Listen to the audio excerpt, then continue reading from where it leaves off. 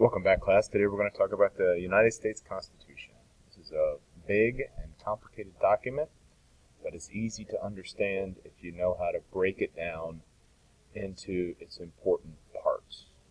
So let's start that. We'll talk about the parts of the Constitution, powers of government that are included in the Constitution, some really important clauses or statements that are found in the document, and we'll finish up by talking about rules that each level of government has to follow according to the Constitution. So let's begin. Here's a breakdown of the overall structure of the Constitution. And as you might know, the Constitution is broken down into bigger sections called articles. And each one of those articles has a topic that it covers. So you can run through this list and see just what articles 1 through 7 are all about. Don't forget that the Constitution starts with the preamble, which is sort of the overall statement or the purpose of the document. And Article 1 covers the legislative branch. This is Congress. Article 2 is the presidency. Article 3 is the court system. And then you've got Article 4, which covers how state governments, federalism, are going to work. Article 5 includes the amendment process. Article 6 has some important clauses covering the supremacy of the United States government, the Constitution. And then Article 7 was a really short article that just explained how the document itself was going to be ratified back in the 1700s. So as you're jotting this down into your notes, you can use the bold headers here as the topic and the statement here for each of the details that you need. Just make sure that you understand kind of the overall structure and framework of the Constitution before you move on from this slide. Next, let's talk about some powers that are laid down in the Constitution. Here on this slide, let's talk about sort of two broad categories of powers. They are enumerated powers on the one side over here, and then implied powers over here. Enumerated powers are things that the national government can do because they are specifically listed out in the Constitution. When you did your Constitution document study, I'm sure you found long lists of government powers describing specific things that the government could do. Raise an army, create post offices, tax the people, that kind of stuff. If it's specifically spelled out in the Constitution, it is considered an enumerated power. So you can think of the enumerated powers as the list of things that the government can do.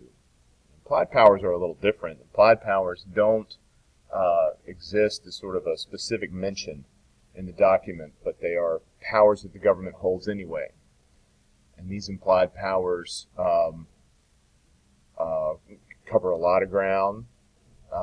They're things that the government can do that are important, but aren't necessarily specifically spelled out in the Constitution. So make sure you understand the distinction between enumerated powers and implied powers. There's also a category of power in the Constitution that we refer to as denied powers.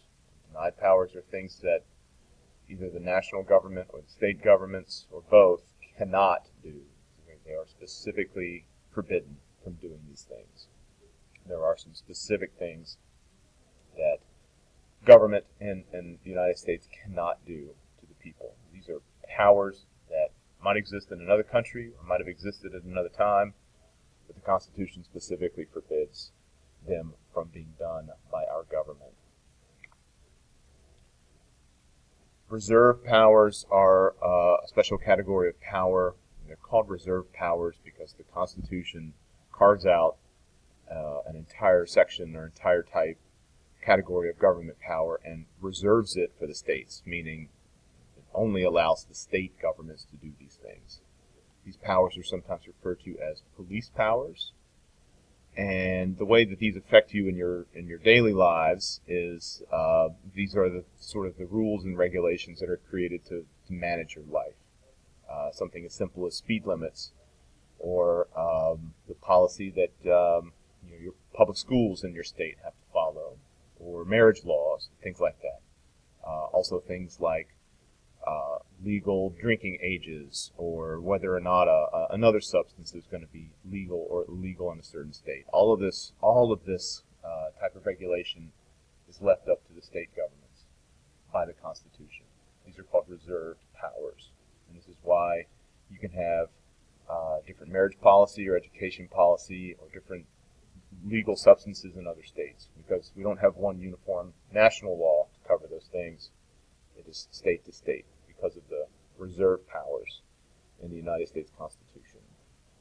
And the final category is concurrent powers. And concurrent is just a fancy word that means shared. So these are shared powers. They're shared by both the national level of government and the state level of government.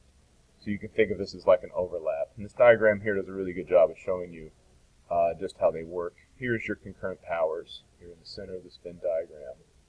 Things that both national government and state government can do. Levying taxes is probably a really good example. If you think about your paycheck, you're going to have taxes removed from that by both the national government and the state government. So that's a power that they share over you. This diagram here is also helpful if you want some more specifics on things that are specific only to one level of government or the other. So a list of, they call them delegated powers here, but you could think of these as express powers of the national government. Here on the red side of the diagram, stuff that the national government and only the national government can do. And over here is stuff that the state governments are responsible for. So over here are your reserve powers. Concurrent powers are powers that are shared by state and national government. All right, let's spend a few minutes now talking about some important clauses in the Constitution. And the first one I want to explain to you is what's referred to as the elastic clause. The elastic clause is found right here. Article 1, Section 8, it's Clause 18. It's called the elastic clause or the necessary and proper clause, and here's what it says. Congress shall have the power to make all laws which shall be necessary and proper for carrying into execution the foregoing powers. So that language there of necessary and proper is what gives this clause its other name, the necessary and proper clause. Here's what it means in kind of real-life terms. The Constitution spells out a bunch of specific powers that Congress can do in Article 1, Section 8. And the final clause in Article 1, Section 8, Clause 18, the elastic clause, says that Congress has the power to create laws to carry these powers into reality, into execution. So this gives Congress the ability to kind of stretch its powers. And that is the inspiration behind the other nickname, the reason why we call this the elastic clause. It allows Congress to stretch its powers beyond those that are specifically mentioned in the Constitution. The supremacy clause is found in Article 6. And it sort of sets up the hierarchy of how our levels of government are going to work in the United States. It says that the Constitution and the laws created by the national government in the United States shall be the supreme law of the land, which is why it's called the supremacy clause. So it sets states and state government up as sort of a secondary level of law. The United States Constitution always will outweigh what the states do, and the United States government can exercise some supremacy over state governments if it feels the need to. The third important clause is referred to as the Commerce Clause, and as you might know, commerce is just another word for business, and this is a clause that gives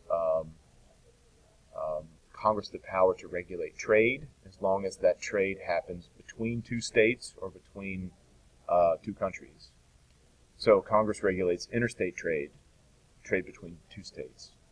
If one state and another state, or a business person in one state and customers or another business person in another state are trading with one another, that activity can be regulated by Congress because that's interstate trade. The Constitution gives Congress the specific power to regulate this kind of trade.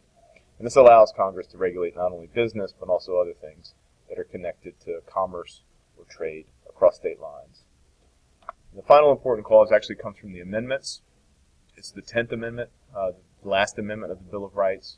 And I include this one in the list because it's the amendment that creates the reserved powers that belong to the states. So state governments, even though they're kind of bumped down a notch by the Supremacy Clause are boosted up a little bit by the 10th Amendment, because it sets aside a whole category of government powers that only the state governments can do, and those are the reserved powers.